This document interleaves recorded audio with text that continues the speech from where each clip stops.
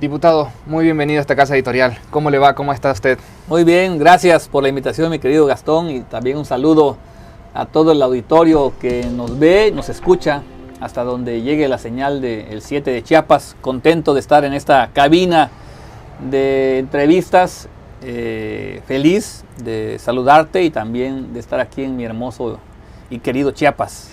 Es un gusto tenerte en esta casa editorial y sé que tienes una agenda apretada, así que vamos a entrar de lleno a cosas muy puntuales.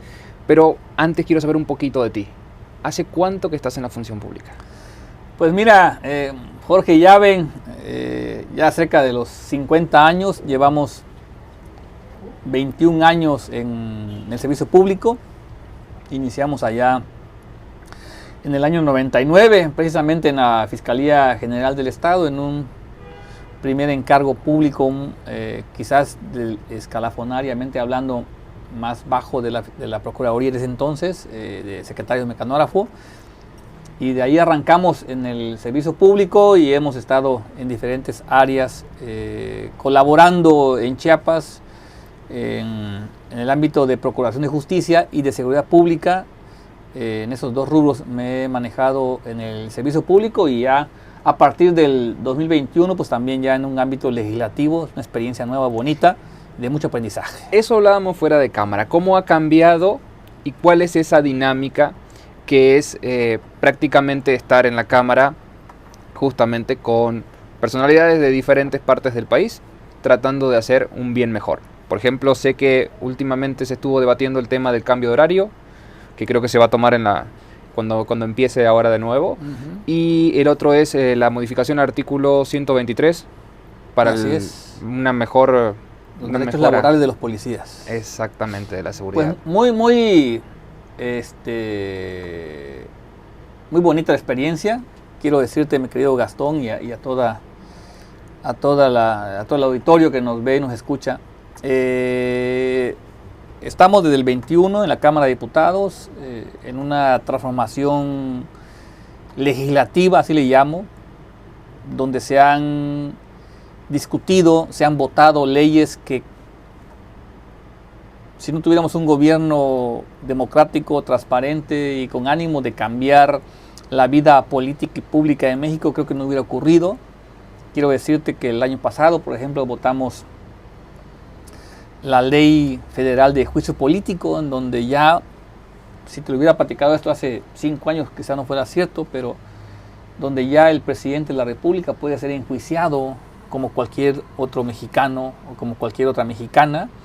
Eso solamente lo propone un presidente que tiene un espíritu democrático, nacionalista, con verdaderos intereses de quitarse de los privilegios que contaban pues ciertos funcionarios, incluyendo el presidente. También se aprobó la ley de revocación de mandato, en donde ya es ley vigente, incluso estuvo a prueba hace algunos meses, donde la ciudadanía otorgaba su voto al presidente de la República y a la mitad del periodo puede ratificar o puede revocar el mandato, lo cual es un ejemplo de una democracia ya no representativa, sino más participativa, que el pueblo tenga más participación en las decisiones importantes del país. Y hoy también otra ley importante que recibimos hace algunos días en la Cámara de Diputados fue la reforma al artículo 123, a propuesta de unos diputados de una bancada distinta a la que pertenezco, pero bueno, eso queda atrás. Lo importante es la esencia de la reforma al artículo 123, apartado B, que discutimos la semana pasada en la Comisión de Puntos Constitucionales. Disculpa que te interrumpa, justamente lo estaba viendo y eso es lo que quiero recalcar. Eso es lo que me gustaría que empecemos todos, creo, a entender. Es de otra bancada, pero en realidad es un bien común. Y tenemos que empezar a pensar en el bien común de todos nosotros los mexicanos. Así es. Porque hoy somos, diríamos que el ojo, hoy estamos en la vidriera de lo que es Centroamérica. Y mucho de Sudamérica están viendo qué estamos haciendo nosotros aquí. Entonces, cuanto más amalgamemos esa unión con esa transformación que se está realizando, creo que nos va a beneficiar a todos. Así para es. tener un país más tranquilo, Claro. más seguro y con mejor bienestar. Porque parte de eso es la seguridad. Así es. La verdad es que, como bien lo comentas, es una iniciativa que lo presentan diputados y diputadas del partido Movimiento Ciudadano. Lo analizamos en el fondo y creo que el poder reivindicar los derechos laborales de cierto sector de servidores públicos que fueron discriminados.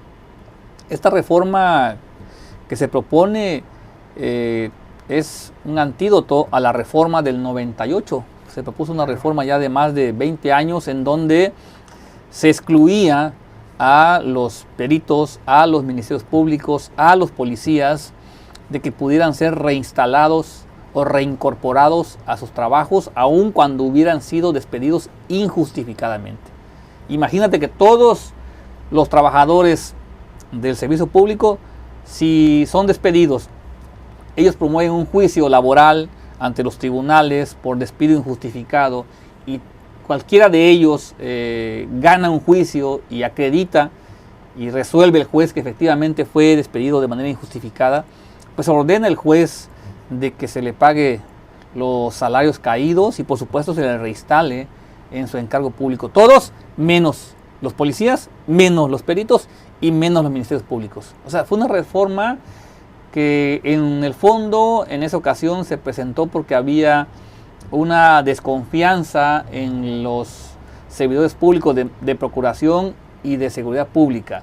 Entonces, por pérdida de la confianza, De esa manera ya quedaba de manera discriminatoria, se hizo una excepción y dijeron, todos menos peritos, ministerios públicos y policías pueden ser reinstalados. Solamente se les puede pagar la indemnización si que el patrón, o sea el Estado, tenga la obligación de reinstalarlos. Entonces había un régimen de excepción para este grupo. Imagínate cuántos derechos laborales fueron lastimados, porque a final de cuentas nosotros vemos un policía, vemos un perito o un ministerio público, pero es una persona que tiene una familia, que es una esposa, que es un esposo, que es un hijo, que es un padre, y se ve afectados sus derechos laborales. Esta reforma plantea modificar otra vez la fracción 13 y adicionar, ¿no? Y decir que también los peritos, los policías y los ministerios públicos puedan ser reincorporados. Si no afecta el interés social o el interés público, porque también es cierto, ¿cuál fue el fondo de la argumentación de la reforma anterior? Es que tanto los policías como los peritos y los ministerios públicos pues trabajan en un área estratégica, ¿no? En materia de seguridad y en materia de procuración de justicia, tienen adiestramiento especial que no lo tiene cualquier otro trabajador, como el manejo de armas, el manejo de información. Entonces, este fue el argumento por el cual los excluyeron de que pudieran ser reinstalados. Entonces, aquí también se hace una acotación y se señala de que si no se afecta el interés público y social, pueden ser reinstalados. O sea, abrimos la puerta a reivindicar los derechos laborales de este sector de trabajadores públicos que por años ha estado allí rezagado. Entonces, creo que, como bien lo comentas, a pesar de que sea una propuesta de una bancada distinta a la nuestra, en el fondo es un bien común que hay que proteger. ¿Qué es lo que nos debemos? Nosotros representamos al pueblo de México y no a un partido o a un color. Más allá de las ideologías y del pensamiento partidista, tenemos que ver el fondo que queremos resolver. Y yo estoy de acuerdo, porque como bien ya lo hemos comentado al principio, trabajamos durante 21 años en materia de seguridad pública y en materia de procuración de justicia, tanto federal como local, en Chiapas, y sé de lo que estoy hablando. Sé de cuánta gente ha estado desempleada, sin trabajo, por esta reforma, que fue afectada en sus derechos laborales. ¿Por qué? Por la pérdida de la confianza. Pero ironías de la vida, mi querido Gastón, y aquí también lo quiero decir, quien propone esta reforma en aquellos años, pues fue el presidente Felipe Calderón, pero sobre todo quien la impulsa de gran manera para evitar la corrupción, la complicidad de los cuerpos de seguridad con el crimen organizado, fue Genaro García Luna. ¿Te imaginas? Y hoy Genaro García Luna está demostrado por las autoridades de Estados Unidos que estuvo coludido con todo el crimen organizado, que fue uno de los principales encargados de la estrategia de seguridad en ese sexenio, y donde estuvo él vinculado con un grupo criminal que se empoderó. Entonces él propone esa reforma, y imagínate dónde está ahorita él, ¿no? Entonces creo que entendemos de qué estamos hablando. Se afectó mucho el derecho laboral. Creo que los malos policías no son aquellos que reprueban el examen de control y confianza, ni tampoco los buenos policías son los que pasan o aprueban el examen de control y confianza. Hay otros, creo yo, criterios de evaluación, de valoración, para poder decir que uno es buen policía o mal policía, buen perito o mal perito, buen ministerio público o mal ministerio público, y no tanto un examen de control y confianza. Eso es un indicativo, es algo circunstancial, muy subjetivo, muy debatible, pero bueno, la ley de aquel entonces así se creó y así sigue todavía vigente y ha afectado a mucha gente. Queremos nosotros hoy resarcir los derechos laborales, los derechos humanos de estos servidores públicos a tener un trabajo y un trato digno y justo, ¿no?, en la ley. Sí, totalmente, porque además no es una tarea fácil. Claro, ¿no? Es una tarea muy complicada dentro de la sociedad. Es, diríamos, una parte, diríamos, neurálgica del gobierno también. Entonces tú dices, bueno, tener esa chance para empezar es buenísimo. Ahora después creo que hay que seguir trabajando justamente en recobrar esa confianza entre la sociedad y la figura de un policía, de un militar, que se ha ido perdiendo a través de los años, y en otros lugares uno lo ve y por ahí los mismos niños lo miran y dicen, ay, mira, un policía, así, así, y es como que te genera una diferente dinámica. Todavía nosotros en eso vamos caminando paso a pasito, pero creo que entre esas cosas que van sentando una base te permite generar esa confianza. Claro, totalmente de acuerdo. Yo creo que no hay una función pública que tú debes de apartarte de la ciudadanía. Al contrario, un servidor público debe ser precisamente un servidor del pueblo, de la ciudadanía, y debemos generar esa empatía, esa cercanía con ellos y no separarnos. Yo creo que eso también nos debe de llamar a la reflexión de que no solamente debemos de estar exigiendo más a estos servidores públicos, porque los sometemos a examen de control y confianza para todo. Si quieres ingresar, examen de control y confianza. Y a la par tienes también una evaluación de permanencia cada cierto tiempo. Y aparte, si quieres ascender a otro nivel, otro cargo superior, otro examen también de ascenso. Entonces, los estamos evaluando constantemente, pero cuando tú dices, oye, mejora el sueldo, oye, equípalos, dale dotación de uniformes, dale mejores patrullas, dale mejores prestaciones laborales en materia de salud, en materia de vivienda. No lo hacemos, y si les exigimos. Yo creo que no hemos sido, la verdad, como Estado, condescendientes del gran esfuerzo que les pedimos, pero tampoco nosotros les otorgamos todas las garantías para que ellos puedan hacer un trabajo digno. ¿Qué le preocupa a un policía? Primero que nada, su familia. Y segundo, que no tiene casa. La gran mayoría rentan, o están en crédito. Entonces, ese es un tema general, general, porque es ¿sí? Prácticamente en todo México. Creo que lo único que es diferente es en Nayarit, creo, que hay un nuevo esquema, pero después en la mayoría del país es muy similar. Ahí están entrando en esa dinámica con el Fobiste, el Infonavit y demás. Creo que están entrando en una dinámica para que justamente las Fuerzas Armadas puedan tener, que es algo que normalmente vendría de la mano. En algún tiempo en Sudamérica se hizo.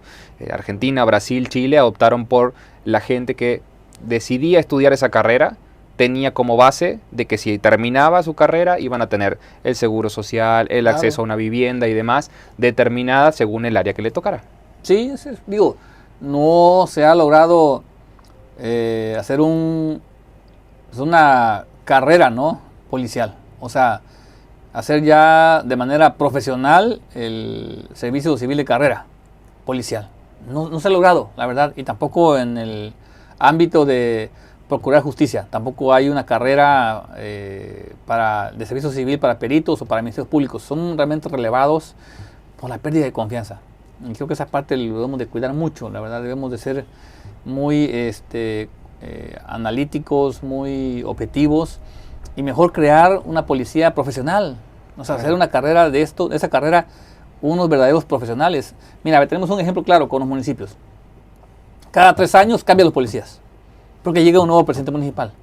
Y todo lo que tú ya invertiste en capacitación, en adiestramiento, en examen de control y confianza, un examen de control y confianza te vale 60,000 pesos en promedio por policía. Si tú tienes 10 policías en un municipio, son 600,000 pesos que ya perdiste. Que si tú llegas como nuevo alcalde y pues lo primero que hacen es, a ver, todos los policías fuera y vengan nuevos policías. desgraciadamente los nuevos policías son los que estuvieron pintando la barda, son los que estuvieron acarreando las sillas, son los que estuvieron colgando los gallardetes, porque ese es el eslabón más delgado y más de salarios más bajos de un ayuntamiento. Entonces llegan nuevos 30 policías o 10 policías o 20 policías según el municipio y hay que otra vez prepararlos. Y empezamos de cero otra vez. Y los que ya estaban antes capacitados con adiestramiento y evaluados, fuera. ¿Y cuánto nos cuesta cada municipio? Son 125 municipios en el estado de Chiapas. ¿Cuánto nos cuesta cada 3 años de recursos públicos estarlos preparando, estarlos evaluando, certificando? Entonces la verdad creo que no hemos construido. Había una propuesta, si no mal recuerdo, en el gobierno anterior, de cualquier policía municipal que acreditara su examen de control y confianza y tuviera la certificación, la clave única policial, la CUP, que se llama, que mínimo se mantuvieran 6 años. O sea, cuando menos se le dio pero no pasó. Sí, fue. O sea, son de las cosas que digo que hay que pulir, que hay que apretar, que hay que darle certeza, que hay que darle confianza a un policía para que se prepare. Porque además ahí también es donde la sociedad empieza a tener confianza. Claro. ¿Por qué? Porque también eso pasa internamente, que es lo que la sociedad no ve. Lo que la sociedad ve es, otra vez cambiaron, hay otra persona, no lo conozco, no sé de dónde viene, entonces si al otro no le tenía confianza o le empezaba a tener confianza, ahora ya no le voy a tener confianza, porque es toda una dinámica. Entonces eso a veces también incluso pasa con los nombres que les ponen a los eslogan y demás que van cambiando, que como yo se lo explicaba el otro día a una persona que le decía, tendríamos que hacer un experimento y ver si a nuestros hijos les cambiamos cada 3 años los nombres. ¿Sí? Y si van a tener identidad o no. Y nos vamos a dar cuenta de que estar cambiándole los nombres no funciona. No. Identifiquémonos con Chiapas, Chiapas para el mundo, y ahí veamos cómo Chiapas siempre sea, diríamos, como la esencia de, porque si no se va perdiendo y se va desconociendo o se va malinterpretando. Totalmente de acuerdo contigo, Gastón. Vamos a un tema más relajado, el tema del uso horario, que también ha sido un tema que ha ido y ha venido y ha estado y se ha querido reformar y se ha querido sacar y se ha querido... y ahí estamos todavía. Se retoma ahora y creo que hay una gran mayoría ya que definitivamente quieren que ya no esté el horario de uso de verano. Sí, mira, la verdad es que el presidente de la República, como todos los conocemos y vemos, por supuesto, ya con el tema de las redes sociales, tú te puedes enterar de la vida y de la actividad de cualquier persona al momento, pues es alguien que está recorriendo el país, que está en contacto con la gente, que está en cualquier comunidad, en un ejido, en una ciudad, en un aeropuerto y a ratos en un restaurante.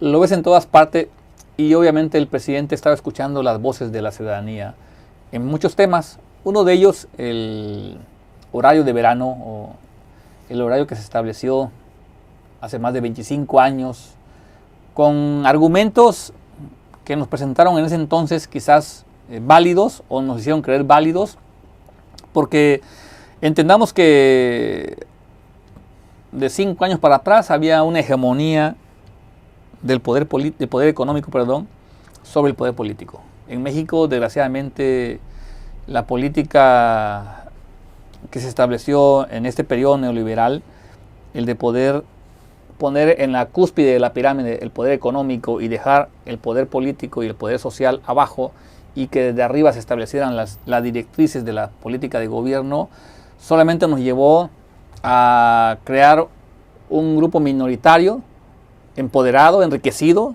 ¿no?, que son los más ricos de México, pero la base de la pirámide se fue extendiendo de pobreza. Entonces los de arriba tenían como empleados a los políticos. Esta reforma, cuando se presenta, dice que nos va a ayudar a mantener una economía, un ahorro del uso de energía eléctrica en empresas, en industrias y en el gobierno, decían ellos. La verdad es que fue una presión que ejerció el poder económico para que los que en ese entonces creían que iban a economizar mucho recurso con el cambio de horario y utilizar más la luz del día, la luz del sol, la luz natural, que la energía eléctrica, fue, digamos, el fondo de la discusión y de la argumentación, y se aprobó. Después de más de 25 años se ha hecho análisis cuantitativos de cuánto realmente representa ese ahorro. Y es del menos del 1%. O sea, es nada en comparación con el gasto que hay de energía eléctrica, es nada. Pero más allá de la parte administrativa, nos vamos a un tema de salud pública. ¿Cuánto ha representado en perjuicios en daños en la salud de la población.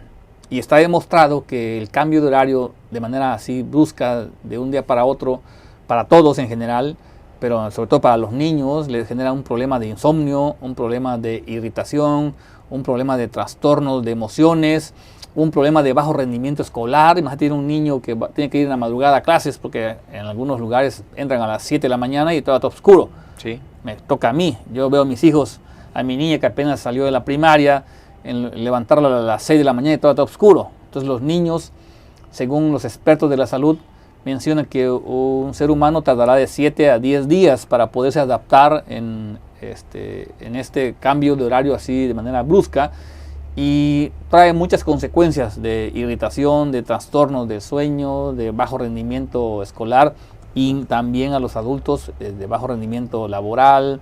Creo que hay más prejuicios que beneficios.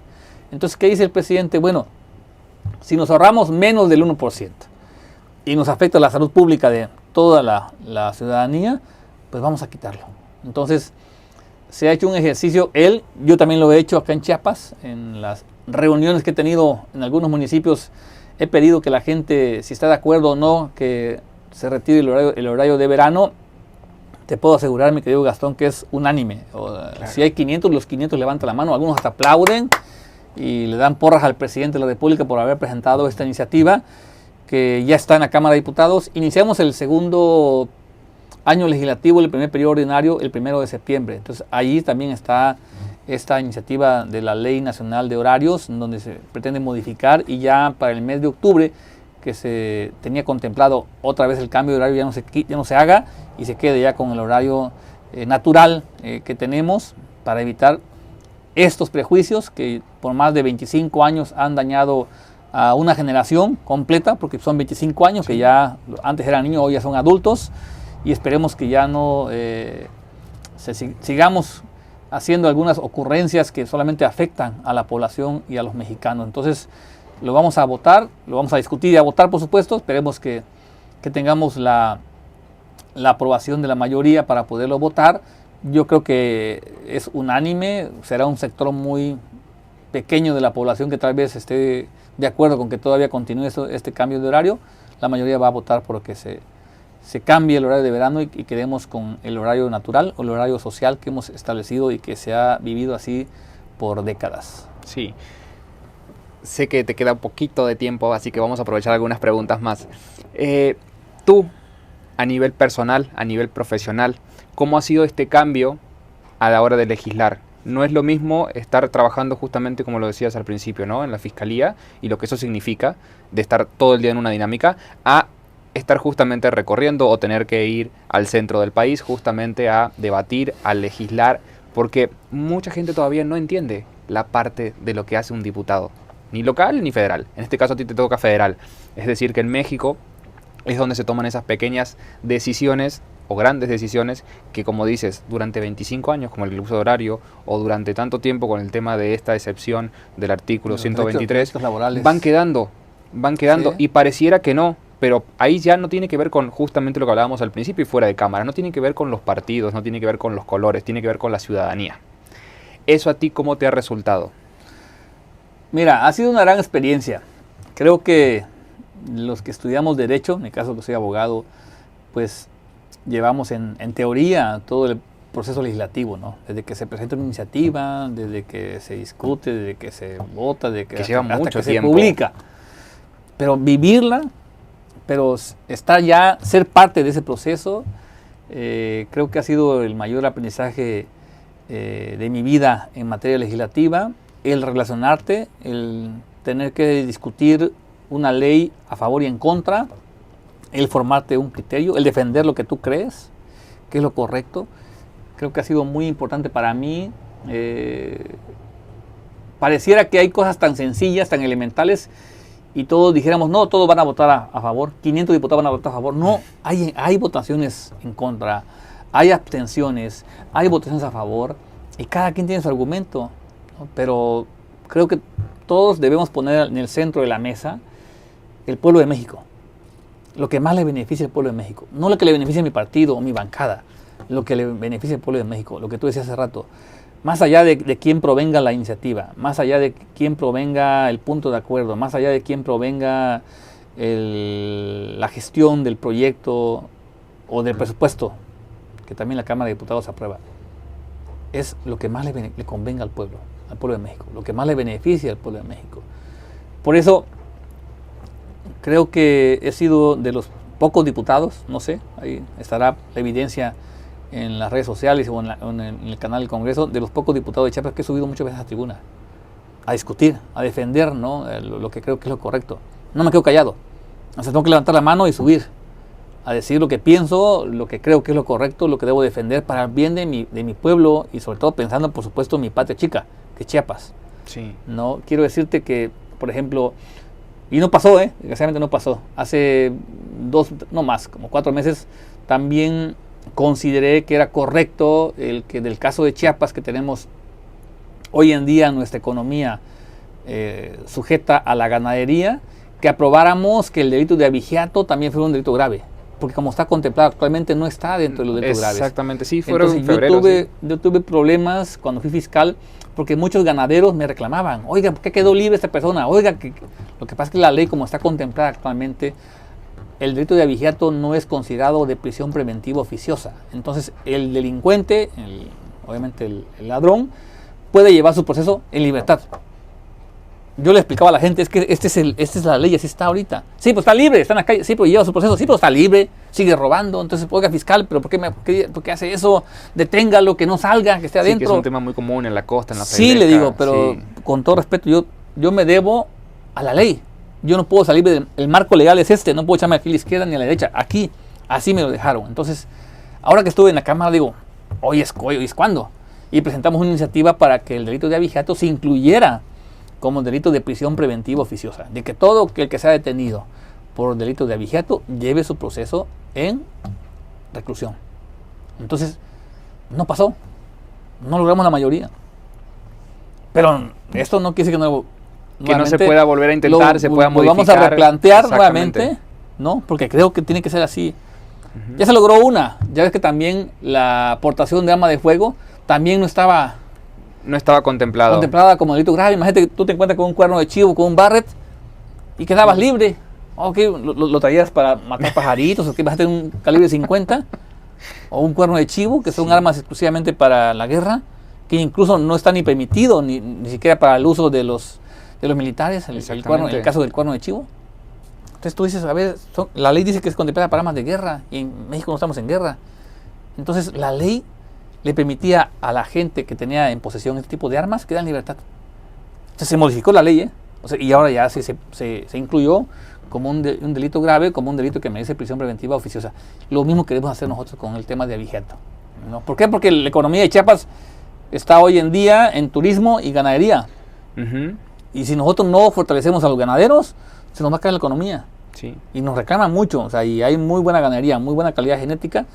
Pero bueno, sí, se está trabajando perdimos mucho. una batalla, pero no la guerra. Exactamente. Vamos a volver a replantear otra vez esta iniciativa, que creo que es muy importante. Todo ese tipo de dificultades ciudadanas que yo veo, que yo viví, que yo estuve en mi experiencia como servidor público, hoy trato de corregirlas allá con las leyes. Trato de subsanar, de llevar este sentimiento de la gente hacia la Cámara de Diputados y hacia las leyes. Eso es muy importante, muy bonito. Y esa me apasiona, me encanta. Sí, es operar, gestionar y ejecutar después para poder traer esos resultados, ¿no? Justamente lo que decías de el tema del turismo es también el tema de la economía. Creo que también quedó ahí pendiente en la Cámara. Creo que se estaba viendo el tema de sacar el IVA justamente por lo que significaría para que Chiapas pueda avanzar un poco más por justamente el lugar estratégico donde estamos, ¿no? Justamente la puerta de Centroamérica.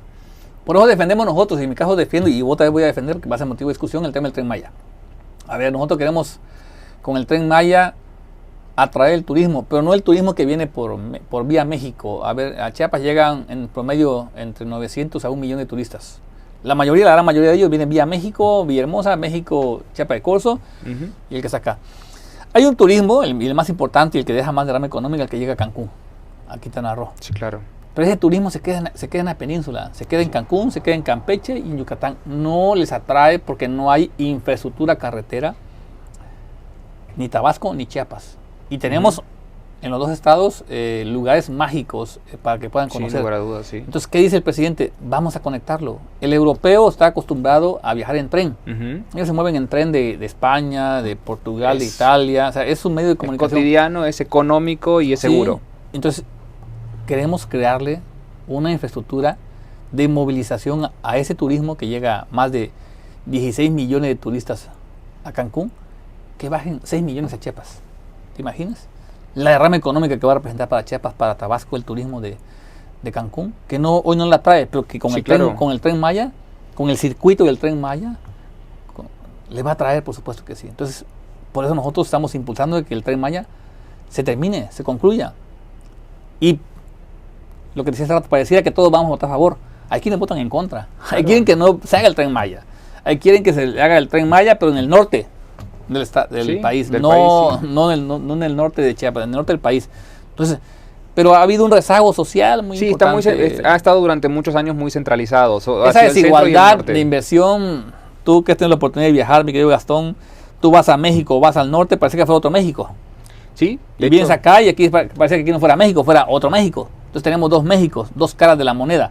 El cara del desarrollo, de la industria, del crecimiento, de la economía, y la cara de la marginación, Ujú. de la pobreza, del analfabetismo, ¿no? Que es de este lado. Sí. Tú de Puebla para allá es otro México, y de Veracruz, de Oaxaca, de Guerrero, de Chiapas, de Tabasco, es otro México. Entonces, el presidente está desarrollando los principales proyectos de su gobierno en el sureste, ¿no? Son 4 principalmente los que quiere desarrollar. Ya uno terminado, que es el aeropuerto Felipe Ángeles, el Tren Maya, por supuesto, Ujú. Dos Bocas y el tren interoceánico en Oaxaca. Entonces, apoyamos esta política. A ver, tenemos hoy en día un problema muy grave en el norte, la falta de agua. La falta de agua por el uso indiscriminado de una facultad del Estado de concesionar agua a particulares. Entonces, Claro. con agua le dio de manera excesiva concesiones a particulares, a cerveceras, a refresqueras, a mineras. Entonces se acabaron el agua de Nuevo León. Creció económicamente, pero se empobreció con su recurso natural, que es el agua. Y tiene que ir de la mano y hay que ser muy cuidadoso con eso, Entonces- porque nosotros aquí muchas veces sufrimos de Entonces, agua ¿qué cuando... dice el presidente? Hoy tenemos un problema muy grave. Hay que regular el uso del agua para fines comerciales y mejor darle prioridad para fines domésticos, de vitalidad. O sea, tienen que consumir agua los seres humanos. Entonces, si tenemos la mayoría para hacer cervezas, para hacer refrescos, para hacer para mineras, y no tienes para tomar agua, para bañarte, para lavar tus trastes, entonces estamos en un verdadero dilema. Entonces, eso te pone de manifiesto de que arriba de la pirámide está la economía. No les importaba la parte social ni la parte política. Era generar riqueza. Y aunque te fueras empobreciendo en recursos naturales. Naturales, exactamente. Entonces, aquí en el sureste, dijo el presidente, vayan a invertir al sureste, a ver, refresquera, cervecera, allá hay agua abundante, vayan a generar empleos, inviertan en el sureste.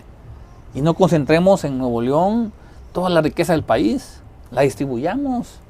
Ujú. ¿No? Tío, de las 10 familias más ricas de México, pues viven todos en Nuevo León. Entonces yo creo que bien pudieran esas empresas también llegar a otras partes donde hay recurso natural en abundancia, como en el caso del agua, y pudieran también desarrollar empleos, mano de obra en esta parte del país. Yo creo que a eso invita el presidente de la República. Recorres mucho Chiapas con tu familia. Sí, me encanta. Entonces, no te voy a poner en el compromiso de que me digas cuál es el lugar más bonito, pero ¿cuáles son los últimos 3 lugares que has visitado? Mira, me encanta mi estado, soy feliz. La verdad que la semana pasada estuve en el volcán Chichonal. Que allá tiene mucha historia. en el municipio de Chapultenango, en el 82. Yo tenía en ese tiempo poquito menos de 10 años, 9 años y medio, cuando se nos hizo de noche el día, ¿no? Yo lo viví, pues no me lo contaron, ¿no? Con mis abuelos vivía todavía con mi mamá, y explotó Chichonal hace casi 40 años. Entonces, era emblemático para mí conocerlo, fue mágico, la verdad. 3 horas de camino, 3 horas y media para bajar hacia el cráter. Ves la dimensión del boquete que abrió cuando explotó ese volcán, es impresionante. Pero está mágico, hermoso ahí en Chapultenango. Conózcanlo, muy bonito, la verdad es fenomenal. Cima de las Cotorras, también en Coita, está increíble, la verdad me encanta. Por supuesto he estado en San Cristóbal con mi familia, me encanta San Cristóbal, yo viví 7 años allí. Creo que también es un lugar que si vienes a Chiapas no puedes dejar de conocerlo, ¿sí? Es como si no vas a San Cristóbal, es como que no hubieras ido. Y claro, nuestro emblemático Cañón del Sumidero, a mí me encanta mucho Chiapa de Corzo. Voy constantemente a comer ahí tamales con atolagrio o incluso a desayunar ahí en un restaurante muy bonito, ¿verdad? Pero recorrer el Cañón del Sumidero es encontrarte con naturaleza, ¿no? Con lo bello que es Chiapas. Fui también a un lugar, fíjate, que no conocía, a Quechula, a la iglesia de Quechula en Tecpatán, y entramos a la Cueva de las Cotorras, muy poco conocido el lugar, pero está mágico, hermoso. O sea, está 1 hora en lancha de ahí de Tecpatán, de Quechula, hacia adentro 1 hora en lancha, y la verdad, maravilloso lugar con mi familia, lo disfrutamos al máximo, un poco quemados de sol, pero felices y acabando con una buena mojarra frita allí con los pescadores de Quechula. La pasé de manera maravillosa. Voy a ir a Tacaná, porque ahora que subí mi publicación del volcán Chichonal, me dijeron que tengo que estar obligado también a subir a Tacaná, que está más alto. Así que voy a está más largo el desafío. Recuperarme para las rodillas un poco, porque sí duele un poco las rodillas a tanto estar bajando. Pero bueno, prometo ir. También me hablaron del arco del tiempo de Cintalapa. También quiero ir. También, nada más que tiene que bajar un poquito el nivel de agua para que yo pueda bajar sin tanto riesgo. Y hay tantos lugares en Chiapas que quiero conocer con mi familia. Lo voy a seguir haciendo, promoviendo mi estado. Chiapas tiene absolutamente todo. Sé que los tiempos corren, pero a la última, ¿qué ves cuando te ves al espejo? Veo al mismo niño que vi hace 40 años, con muchos sueños, con muchas emociones, con muchos proyectos, con deseo de superar, con deseo de levantar la mano todos los días y decir que sí puedo hacer las cosas que uno quiere, que uno se propone. Soy y siempre he querido ser un buen ejemplo. Todos en la vida somos el espejo de alguien más.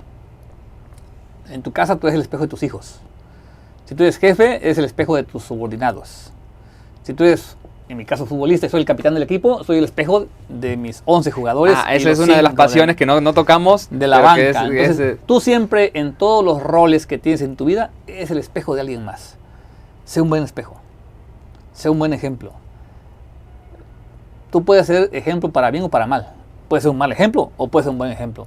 Procura ser un buen ejemplo para todo. Entonces yo creo que esa parte, cada que me veo el espejo, yo sé que también ese espejo que yo veo a Jorge Yaven, muchos se ven también en mí. Y yo trato todos los días de tener una vida correcta, de tener una vida ordenada, de ser un buen espejo para muchos que todos los días nos vemos, todos los días convivimos. Y hoy procuro ser un buen espejo para ti, un buen amigo. Ha sido un placer. Dejamos para la próxima el tema de la reforma política, que sería algo interesante y es un poquito más extenso. Sí, con gusto. Prometo regresar. Nos vemos pronto y gracias por tu tiempo. No, al contrario. Ha sido un placer. Un verdadero placer y un gusto esta charla con este rico café. Gracias a todos. Gracias.